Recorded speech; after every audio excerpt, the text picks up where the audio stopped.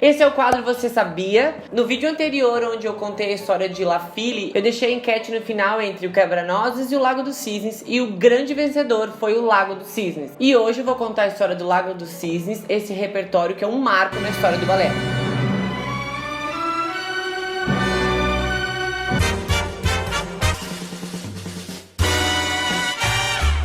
Esse repertório, sem dúvida, é um ponto de referência quando se trata de balé. Não importa o quanto a pessoa tenha de conhecimento de balé ou não, ela vê um cisne, uma imagem qualquer, ela já saca que aquilo ali é balé, e aquele balé é o Lago dos Cisnes. Até a Barbie fez o Lago dos Cisnes.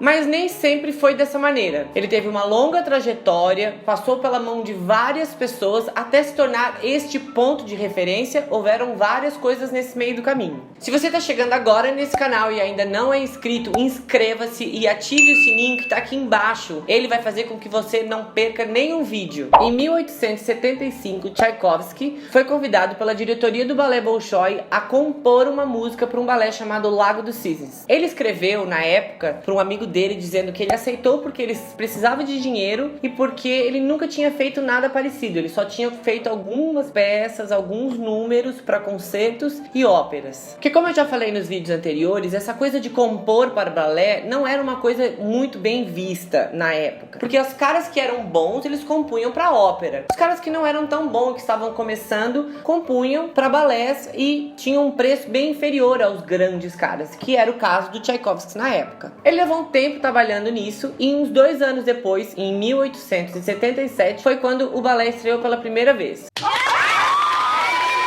Mas a estreia dele foi uma catástrofe.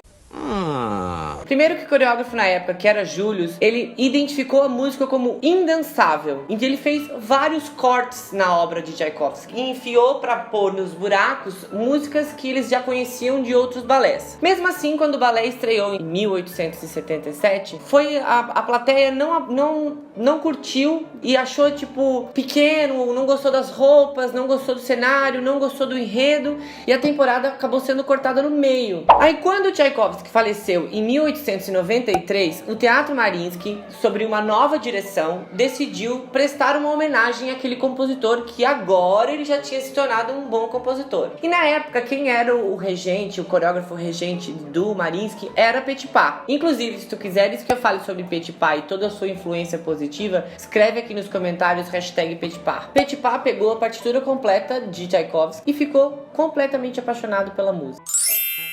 Na época ele tinha um ajudante que chama Ivanov. Inclusive a gente não sabe dizer exatamente o que tem de Petipa e o que tem de Ivanov nas coreografias. Na época o Teatro Mariinsky nem queria que fosse apresentado o balé inteiro. Ele pediu para Petipa coreografar só o segundo ato, que era a melhor partezinha que eles tinham lembrança, porque eles ainda estavam com aquela imagem da primeira versão do Lago. E aí o segundo ato de Lago foi apresentado nessa espécie de homenagem a Tchaikovsky em 1894. E foi um sucesso, claro, porque sob a regência de Marius Petipa, tudo mudou. E aí no ano seguinte, 1895, ele estreou na íntegra, sobre as mesmas condições. Petipa e Ivanov recoreografaram tudo e remontaram tudo.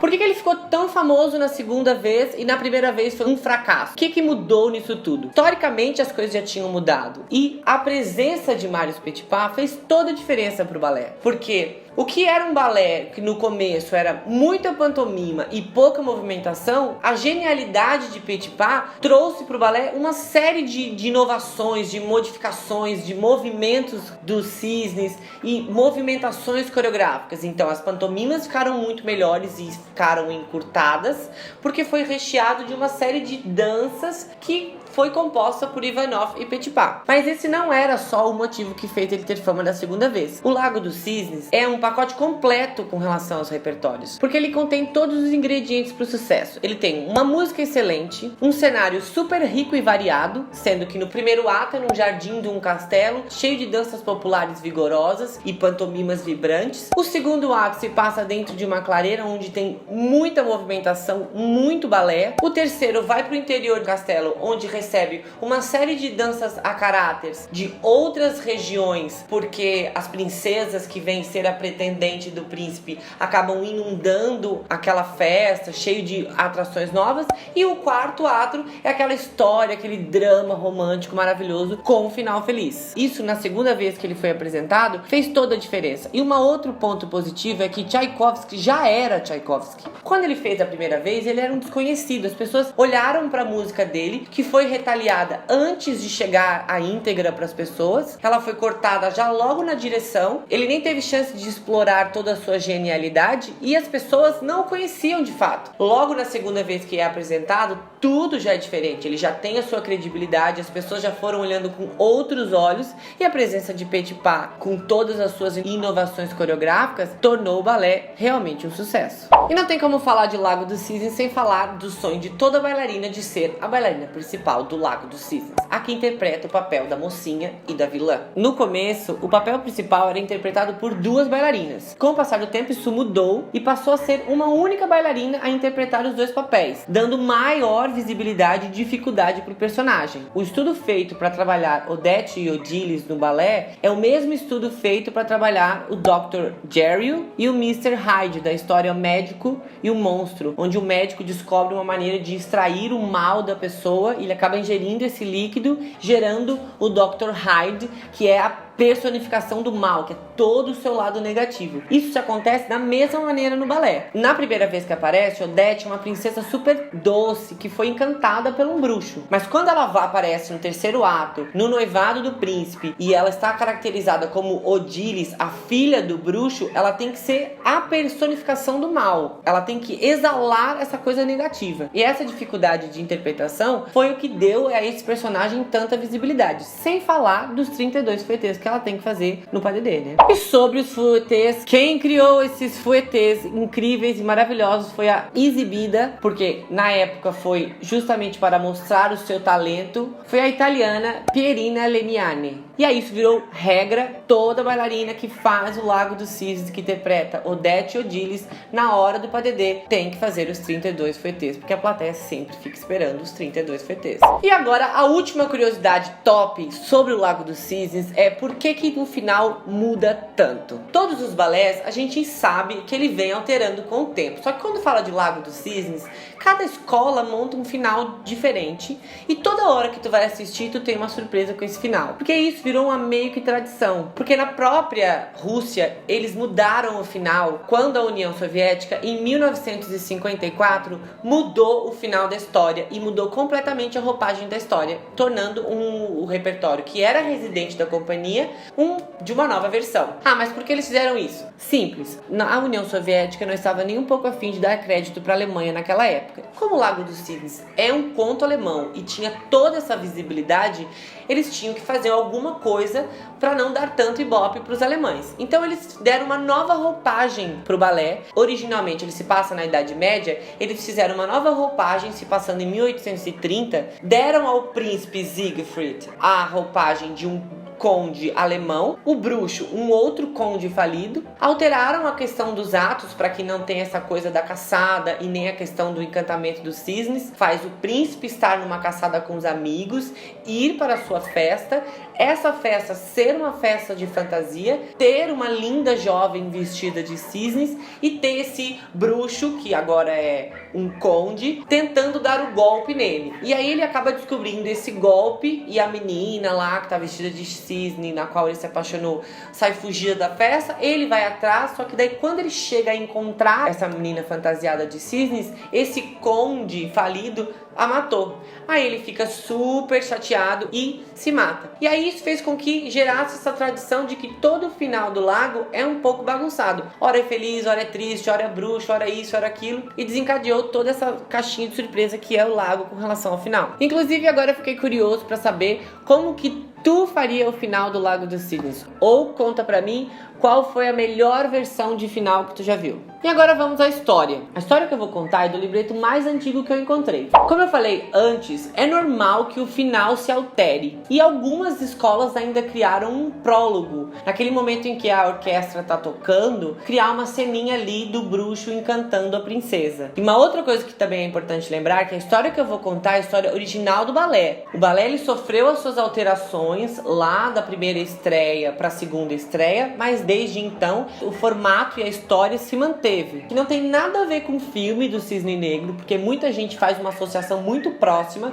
Aquele filme conta a história de uma bailarina com problemas psicológicos, que também é diferente das histórias de contos infantis que tem sobre o Lago dos Cisnes. Então vamos à história. Como eu expliquei, assim como o final é uma caixinha de surpresas para cada escola, se tornou também um hábito de criar um prólogo na introdução da orquestra. Então, como está aparecendo aí, enquanto a orquestra está introduzindo a música, rola esse prólogo onde o bruxo Hotbart aparece e lança a maldição na Odette, que é uma princesa, e transforma ela num cisne, prendendo ela nessa maldição, onde de noite elas são princesas e durante o dia elas são cisnes. E aí depois, quando começa o primeiro ato, segue o curso da história normal, de acordo com o libreto. O primeiro ato se passa no jardim do castelo. O príncipe Siegfried está dando uma brilhante festa em comemoração à sua maioridade. Nessa festa ele convida todos os seus amigos que festejam e dançam em comemoração. Entre os convidados tem a sua mãe, que ela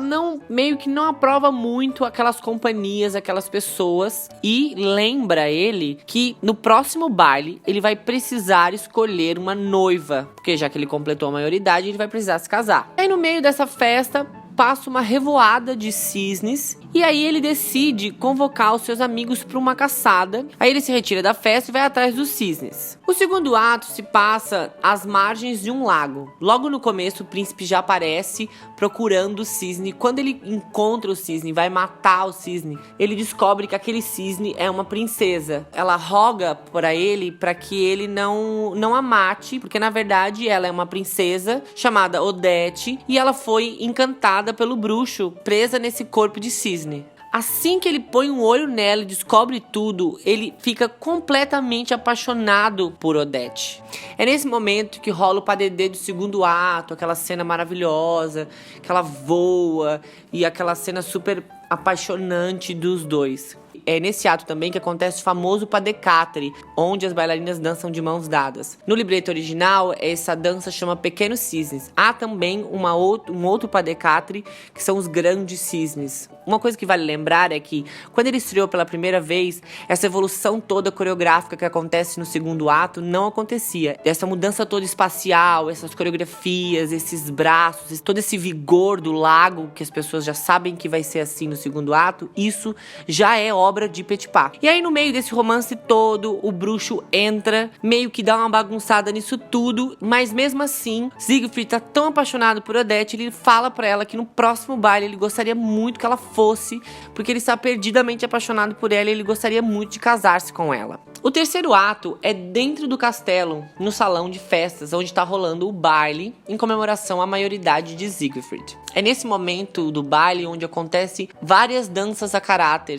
de várias localidades diferentes, coisa que fez também o balé ganhar muita fama na época. Sem contar os convidados que já vieram de várias localidades trazendo a sua dança, tem também as pretendentes que são de localidades diferentes. É nesse momento que tocam as trombetas anunciando que um mágico Hotbart, que nada mais é do que o bruxo, trazendo a filha dele, Odilys, encantada com a aparência de Odette vestida de cisne negro. O príncipe não percebe a diferença e chama ela para dançar. E aí é nesse momento que acontece o padedê mais famoso, que é o padedê do cisne negro. É onde tem a variação do cisne negro, é onde acontece os 32 fouettés, que foi um marco. E durante essa dança, a gente consegue perceber nitidamente que não se trata de Odette, e sim de Odilys, porque ela exala a maldade nos olhos, mas o príncipe não consegue consegue perceber a diferença. E mesmo assim, dança com ela até o fim, jura amor eterno e pede a sua mão em casamento. Ele nem sequer percebe que lá no fundo, enquanto ele tá dançando com ela, Odete se debate na janela, tentando avisar pra ele que ele tá sendo enganado pelo bruxo. Mas aí, assim que ele pede a mão dela em casamento, ele se toca pela cara das pessoas que tinham algo errado, e ele descobre que ele deu uma super mancada, que aquela se trata de Odílis e não de Odete,